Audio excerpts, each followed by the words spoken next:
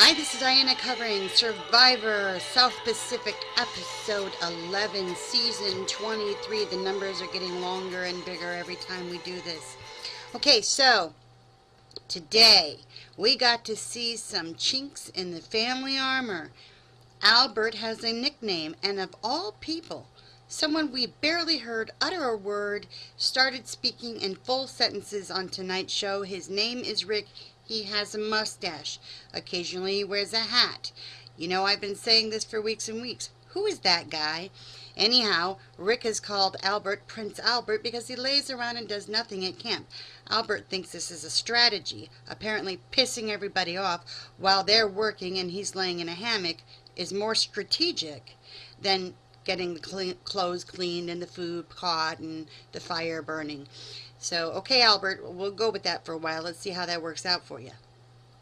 Anyhow, lots of little, Sophie, not thrilled with Cochran. She's not liking the way Cochran's working his way in with Coach. She wants her position with Coach, and she doesn't want Cochran around. Now we get to the duel, and I'm, hopeful. Just hopeful, and I don't have anything against Ozzy except that he's very cocky, and I'd like to see him struggle a little bit. So there it is, a tailor-made competition for Dawn. Dawn, you're a mom. I think you're a mom of 6, something ridiculous like that. And I'm thinking to myself, stacking dishes. Woo, woo, go women power. No, no. Dawn is the first one out, and all I got to say to you, Dawn, is, okay, let's see if I can do this. Watch me fail. Alright. Stack up my cups and my plates. Let's hold another one here. Oh, hang on. Hang on, I can do this. Add it to it. Oh, moms can do the dishes like you wouldn't believe. Let's see if she gets it. This is going to be 4 tall. Dawn. Dawn. So much for those props. Anyhow, Dawn goes out first in the duel, and then shortly behind her is Whitney, who was just delighted to go off to the jury and hang out with her new boyfriend, Keith, and leaving Ozzy. I can't wait for my next victim to come. I can console them as they're walking out the game. I'm going to win every challenge, and that's how I'm going to win Survivor, by being on Redemption Island the entire time. Yuck. Okay, so then we get to the immunity challenge. And 4 brief glimpses of moments you actually think Cochran might be in this competition. There are times when he does it, but every time Albert comes in, and it might have been editing, who knows. But Coach, Sophie, who's a contender every time, Cochran of all people, Rick of all people, and Albert were the contenders in this thing, leaving just Edna. Well, Brandon was in there a little bit. Rick goes on to the second round in this immunity challenge, and I'm thinking to myself, that's why Survivor's showing him speaking in full sentences all of a sudden, because he's going to win the immunity challenge. No, Albert wins the immunity challenge, and all of this drama back and forth about should we keep Cochran, should we keep Edna, should we stay loyal to the 5, maybe we should split up.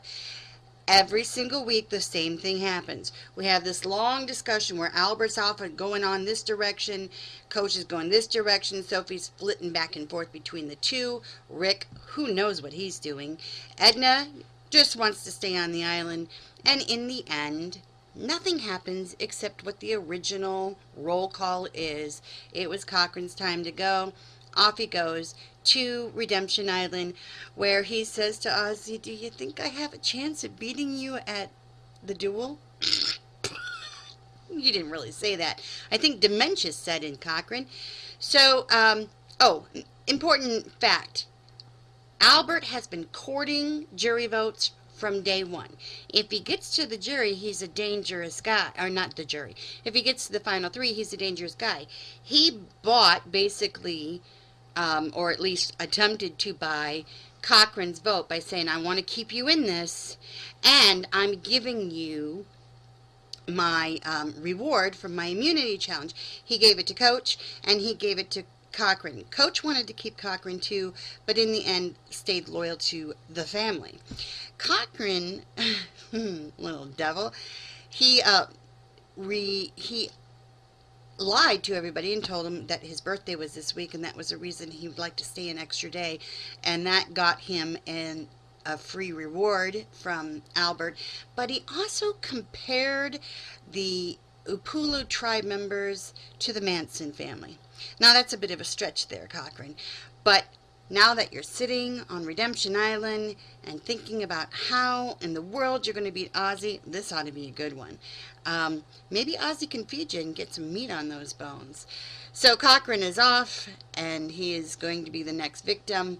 Next week looks like a lot of Brandon hoo-ha-ha, but again, they advertised that last week. Nothing happened. Not a word happened. Okay, immunity challenge, tribal council. We had another one of those icky moments where you really feel like, oh, I shouldn't be viewing this. This shouldn't be happening because it's so uncomfortable to watch. And that's watching Brandon struggle with the right and wrong, the balance between good and evil, and trying to be perfect. I have contended for a long time that this is not the forum in which Brandon should be coming to grips with those kinds of realities. Right and wrong seems easy for a lot of people. A lot of people it's not easy. It's a struggle every day. Doing it on national television, not so good. Okay, this is Survivor Recap. I'm not as funny today. Sorry, I have off days.